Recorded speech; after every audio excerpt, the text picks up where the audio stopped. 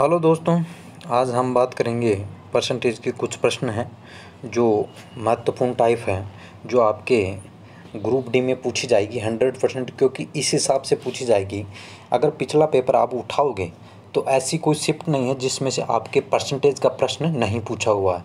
और परसेंटेज की ये जो टाइप ली है मैंने, ऐसी टाइप है, इसमें अधिकतर आप कंफ्यूज होगे कि इसमें आंसर मान लो आप 4 प्लस करूं या 4 माइनस करूं या 8 प्लस करूं या 8 माइनस करूं, मतलब जो भी आंसर है उसमें आप ये कन्फ्यूजन रहेगा कि मैं इसमें ऑप्शन में आंसर आएगा क्या।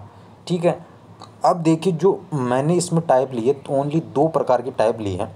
दोनों टाइप में आप वो टाइप है जो आपको कंफ्यूज करती है अधिकतर, उन्हीं टाइपों के बारे में बात करूँगा और जो आपके ग्रुप डी में पूछी जाएगी या पूछी हुई है वो टाइप ये हैं। अब देखिए शुरू करते हैं। क्वेश्चन शुरू करने से पहले अगर अभी तक आपने चैनल को सब्सक्राइब नहीं किया है तो चैनल को सब्सक्राइब कर लीजिए और लेटेस्ट वीडियो नोटिफिकेशन के लिए बेल आइकन को प्रेस कर लीजिए। अब देखते हैं, शुरू करते हैं। और अगर आपको वीडियो पसंद आए तो वीडियो को लाइक भी कीजिए। देखिए शुरू करते हैं। किसी व्यक्ति के वेतन में पहले 20% की वृद्धि की गई और फिर उसे 20% की कमी की गई, उसके वेतन में परिवर्तन, मतलब कमी होगी या वृद्धि होगी। देखो इस क्वेश्चन को हम 2 प्रकार से कर सकते हैं। आप वीडियो को पूरा देखिए, बीच में मत छोड़ के जाइए, क्योंकि आप जब ग्रुप डी में बैठोगे तब आपको ऐसा ना हो कि यही क्वेश्चन या यही टाइप आपके आ जाएं और आप फिर वहाँ कन्फ्यूजन होगे। अगर एक क्वेश्चन आपको ये भी पता है कि एक एक नंबर का इम्पोर्टेंस क्या रहता है, आप खुद अच्छी तरह जानते हो कि आप एक नंबर का भी अगर प्रश्न छोड़ते हो तो फिर आपका रैंक बहुत आगे या पीछे हो जाती है। एक नंबर ज़्यादा लाने का मतलब है कई गुना, मतलब आप हज़ारों में गिनती आते हो, आगे चले जाते हो। एक नंबर कम आएगा, हज़ारों में पीछे चले जाओगे। इसलिए वीडियो को स्किप नहीं करना है। जो मैं बताऊंगा वो आपको मात्र 5 से 10 सेकंड में क्वेश्चन सोल्व हो जाएगा। देखिए करेंगे कैसे। इसकी अगर बात करूं तो इसकी 2 टाइप हैं। देखो पहली टाइप तो ये है कि आपके पास ये है a plus B plus minus A B बटा 100, या तो आप इससे करूं।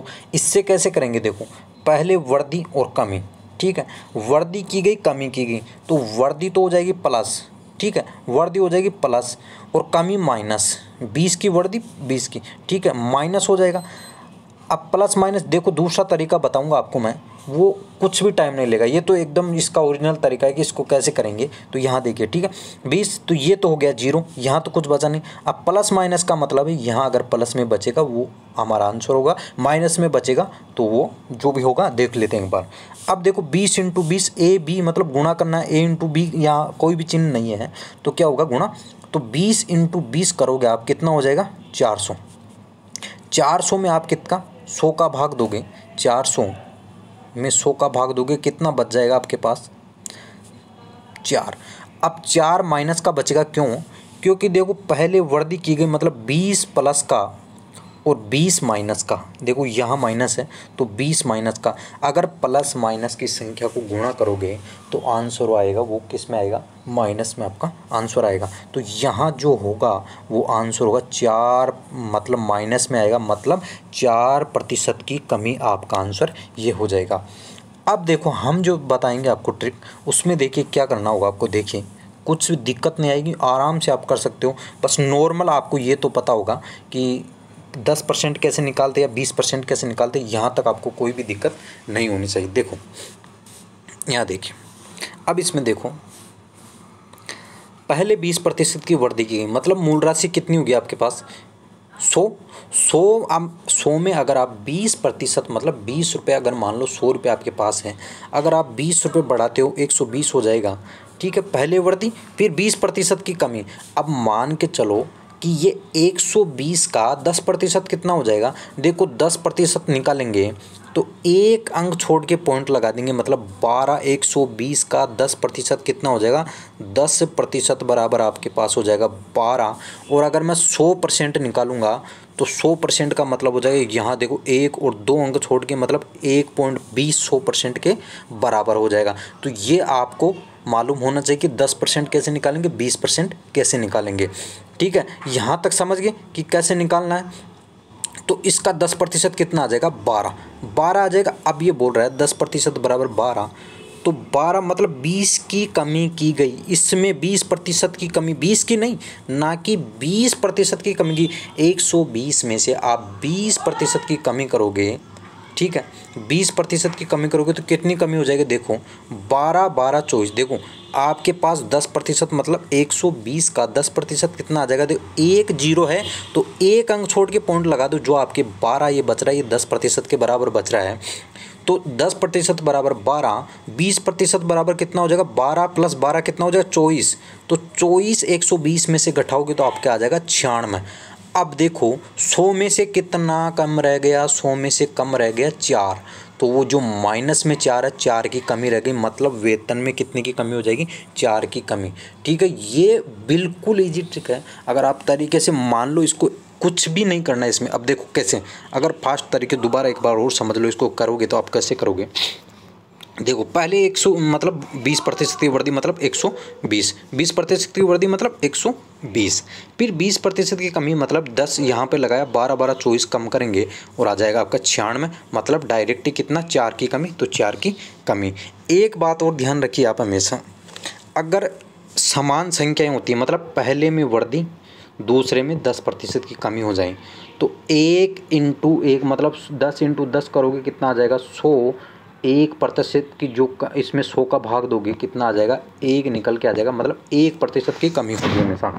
अगर मान लो 20% की वृद्धि होती है और 20% की कमी होती है, यहाँ पे पहले 20% की वृद्धि या पहले 20% की कमी हो या 20% की वृद्धि या कमी, दोनों में से कोई भी पहले हो सकता है, पर राशि कमी जो होनी चाहिए वो समान होनी चाहिए। तो 20 × 20 गुणा करोगे 400 में, 400 में आप 100 का भाग दोगे कितना निकल के आ जाएगा, 4, मतलब 4 की कमी होगी।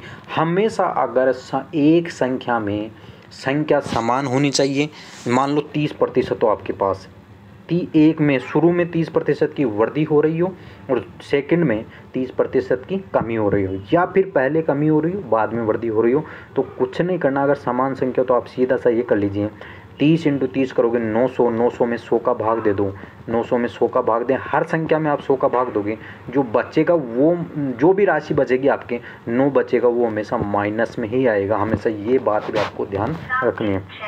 अगला देखिए क्वेश्चन, अगर समझ में नहीं आया तो इसमें समझ में आ जाएगा। देखो यहाँ देखो, किसी संख्या में पहले 20% की वृद्धि और 10% की कमी की, कोई बात नहीं, 120% मतलब 100 में 20 जोड़ोगे तो 120% की वृद्धि, फिर 20% की कमी, 10% की कमी, तो 10% की कमी मतलब यहाँ पे क्या करोगे, 12 निकाल लो, इसमें से 12 घटा दो, 120 में से 12 घटाओगे कितना बच गया, 108।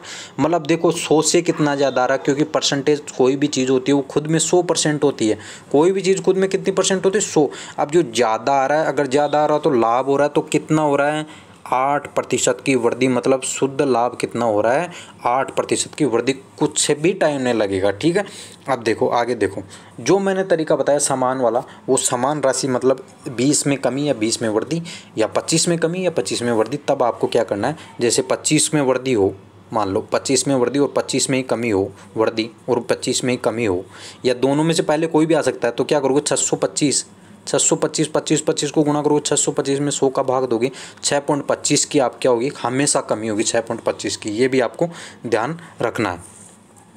अब देखो यहाँ देखो, यदि किसी पुस्तक के मूल्य में 25% की कमी कर दी जाए और फिर 25% की वृद्धि की जाए, कोई बात नहीं, कमी करोगे पहले हो जाएगा कितना, 100 में 25% कम करोगे तो 75 हो जाएगा, फिर वृद्धि करने के लिए बोल रहा है, फिर 20% की वृद्धि, तो देखो 10% कितना हो गया, 7.5, मैंने बताया अगर 10% निकालना है, एक अंक छोड़ के पॉइंट लगा दो, मतलब 10% के बराबर कितना हो जाएगा, 7.5। तो 7.5 जब 10% के बराबर है तो 7.5 और 7.5 को 2 बार गुणा करोगे तो 15 आ जाएगा ना, तो 15 75 में जोड़ दो, 15 75 में जोड़ोगे तो कितना आ जाएगा, ये आपके 80 और 90, ठीक है, कितना आ जाएगा 90, 90 आ जाएगा तो शुद्ध परिवर्तन होगा मतलब 10%। देखो 100 में कितना कम रह गया, 10 कम रह गया, मतलब 10% की कमी रह गई, मतलब आंसर क्या हो जाएगा 10% की कमी आपका यहाँ पे आंसर। अब देखो जो नेक्स्ट टाइप है वो आपके देखो कन्फ्यूजन इसमें ये रहेगा, देखो क्या होगा, यदि ए का वेतन 20 से 25% कम है।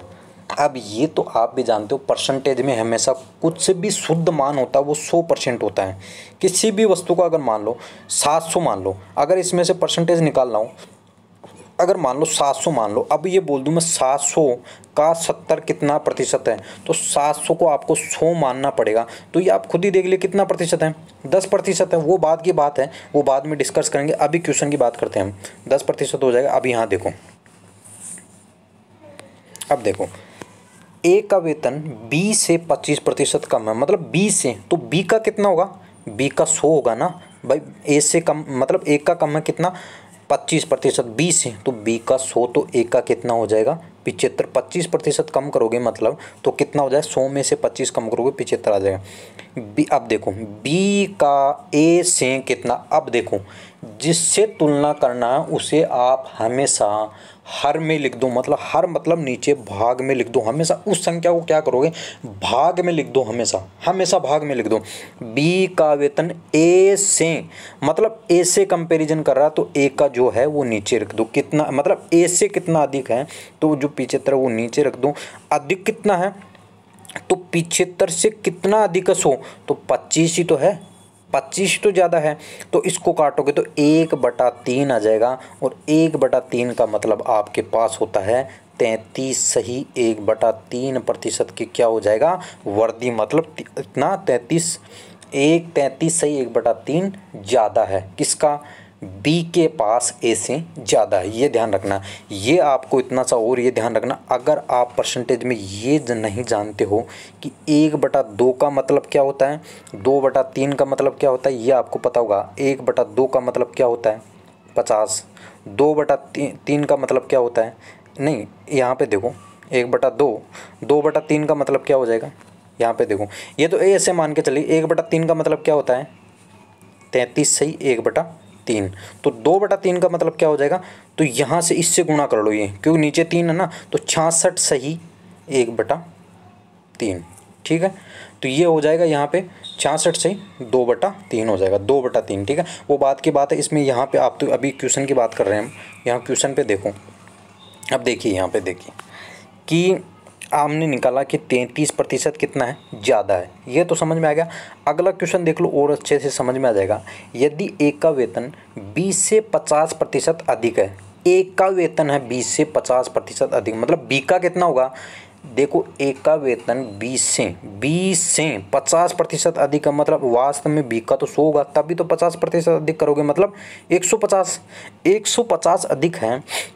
तो बी का वेतन ए से, अब ए से तुलना कर रहा है, यही कन्फ्यूजन वाली है कि कौन से को ऊपर रखें कौन से को नीचे रखें। ए से कितना, तो ए से मतलब ए को रख दो नीचे, ए से यहाँ देखो ए नीचे आ जाएगा। और ये पूछ रहा है कितना प्रतिशत कम है, देखो ये 150 और 150 और 100 में कितनी कमी है, 50 का अंतर है, वो 50 का अंतर होगा। कमी कितनी है 50, यहाँ 50 लिख दो, 50 से काट लो 1/3 बार चला जाएगा, आपका आंसर आ जाएगा 33 सही 3 मान लो, 33.3 मान लो, या 33 सही 1/3 मान लो, आपका आंसर हो जाएगा डी। अब ये आपको इतना सा और बता दूँ मैं इसमें, यही ध्यान रखिए